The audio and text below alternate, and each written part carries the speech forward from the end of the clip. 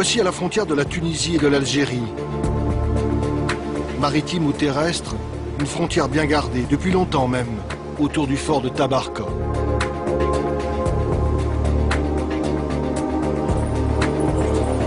Temps mitigé ce matin, le vent souffle, il a plu. La terre surprise est très verte. Ce n'est pas encore la chaleur écrasante des jours d'été quand la masse des vacanciers passe les postes frontières de l'ouest tunisien.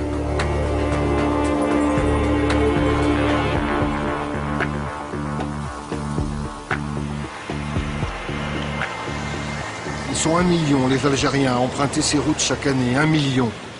Peut-être un bon signe dans cette Afrique du Nord, aux frontières parfois bien hermétiques.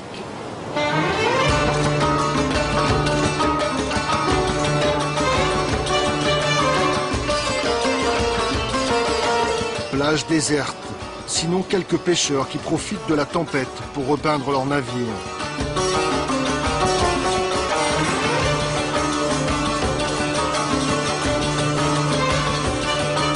C'est la Tunisie, côté nord. Faible densité de population, paysages vierges, des plaines et des massifs montagneux, les djebels, des pointes et des caps. Au bout de cette presqu'île longue de 25 km, c'est le cap Farina qui sépare deux univers. Maritime vers Rafraf, lagunaire vers l'embouchure de la Medjerda qui prend sa source en Algérie. Libres fleuves qui coulent sans histoire et ne connaissent pas les frontières.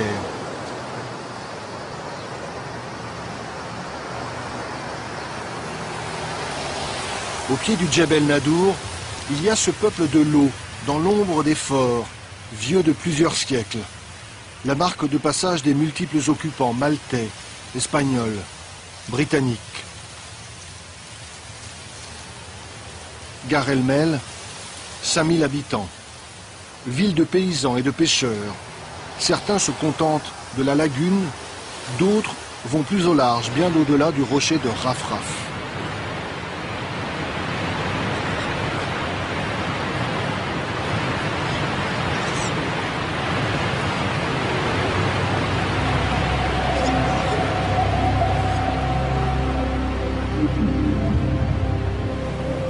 Une pointe de Tunisie dans le ventre de la Méditerranée, le Cap Bon.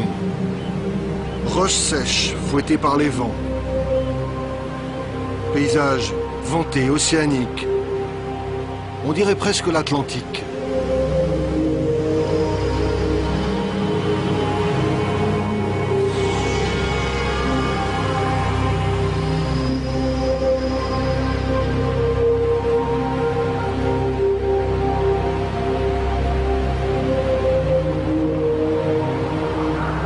Toujours à quelques kilomètres du Cap Bon, le plus grand champ d'éoliennes de Tunisie.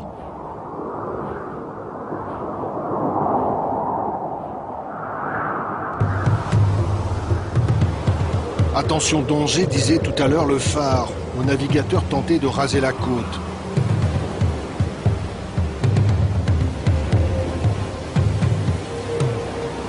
Mal en a pris à ce bâtiment rogné sur son tribord jour après jour par les déferlantes. Vertige de la rouille, dans quelques milliers de vagues, il ne restera plus rien.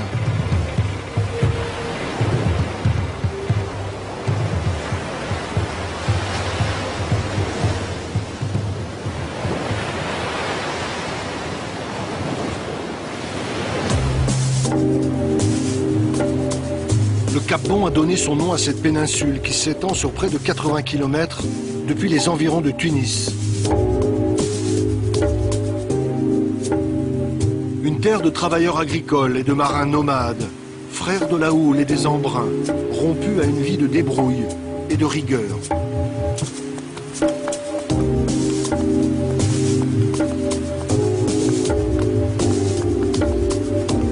Parmi les innombrables ports de pêche tunisiens, voilà Sidi Daoud, où la flottille est encore confinée dans le port, météo oblige.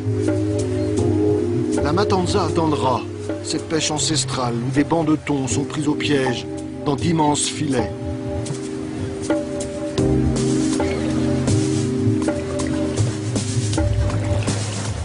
On dirait l'hiver.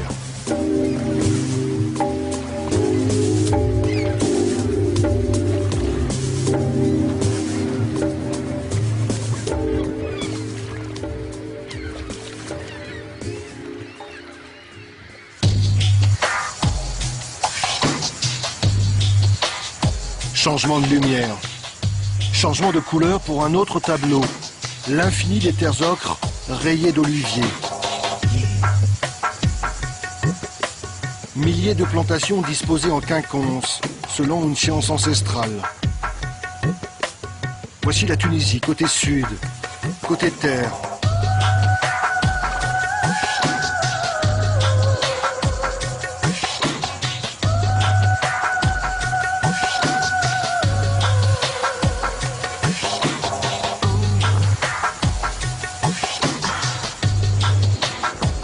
Très vite, on aborde le golfe de Gabès, qu'autrefois dans la géographie antique, on nommait la Petite Syrte.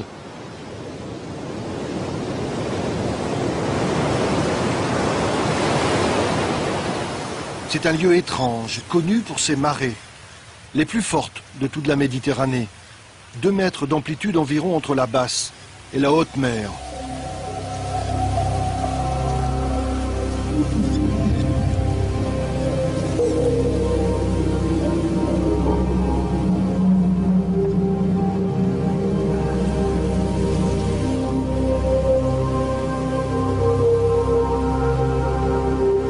Les pêcheurs à pied ne s'y trompent pas.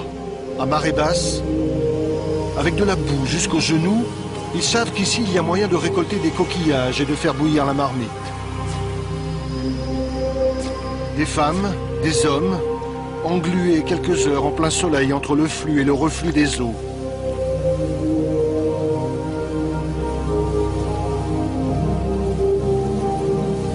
Le front qui perle et qu'il faudrait essuyer, les mains qui collent et le temps qui presse.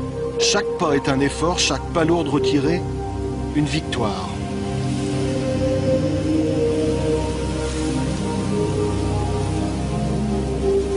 Le golfe de Gabès est réputé pour être la plus grande réserve de coquillages et de poissons de Tunisie. Il fait vivre des milliers de personnes.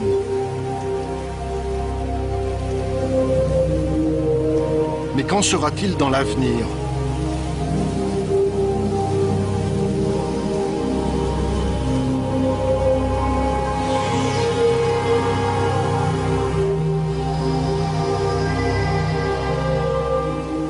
En vue du port de Gabès, on s'interroge.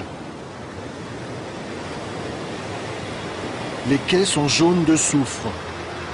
Ils résument le dilemme de toute une région vouée dans les années 70 aux industries chimiques. La concentration d'usines de traitement de phosphate, les rejets en mer d'engrais alimentent les controverses. Menacer, sacrifier le golfe de Gabès, il reste beaucoup à faire.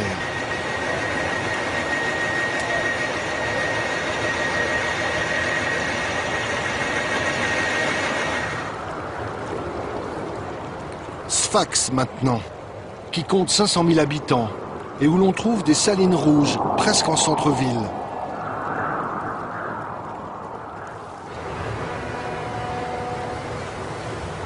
Sfax et son port. Liaison quotidienne avec l'archipel de Kerkena. On en reparlera. D'où viennent tous ces passagers, tous ces piétons et automobilistes.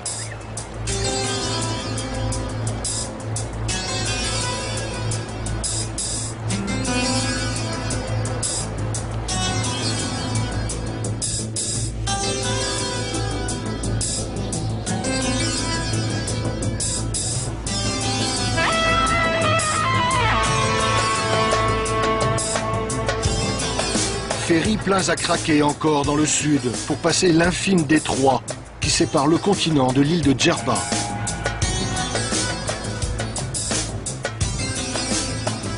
Sur la côte est de l'île, les yeux tournés vers la Libye voisine, une quarantaine d'hôtels a pris position sur une plage longue de plusieurs kilomètres, la plus belle de l'île.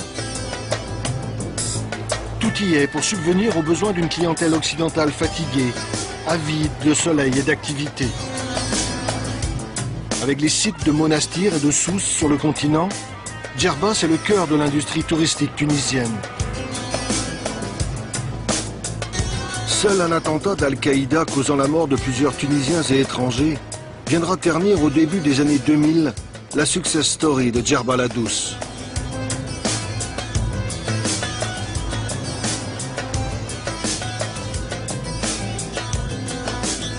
Djerba, au lieu du mélange des cultures et des religions. Une île chaude, en carence d'eau douce, au point de creuser des canalisations sous-marines avec le continent pour s'approvisionner.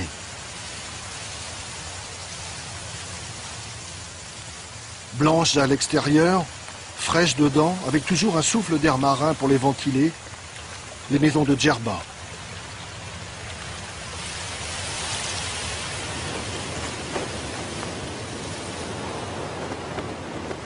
Il est 17 heures. Le vent de terre s'est levé et pousse en douceur les voiliers des pêcheurs vers le large. Il fait grand bleu près des Kerkennah, les îles où la mer est divisée en parcelles.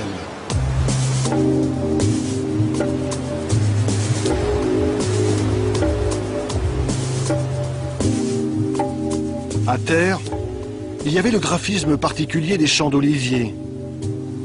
Ici, autour de ces îles entourées de hauts fonds, l'empreinte, ce sont ces pièges à poissons. Immense géométrie.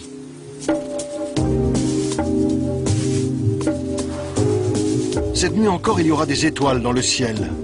Et s'il y a pleine lune, les oiseaux de mer n'auront pas de mal à se repérer pour trouver du poisson pris dans les pièges dressés par les pêcheurs. Il leur suffira de suivre la flèche et de se servir.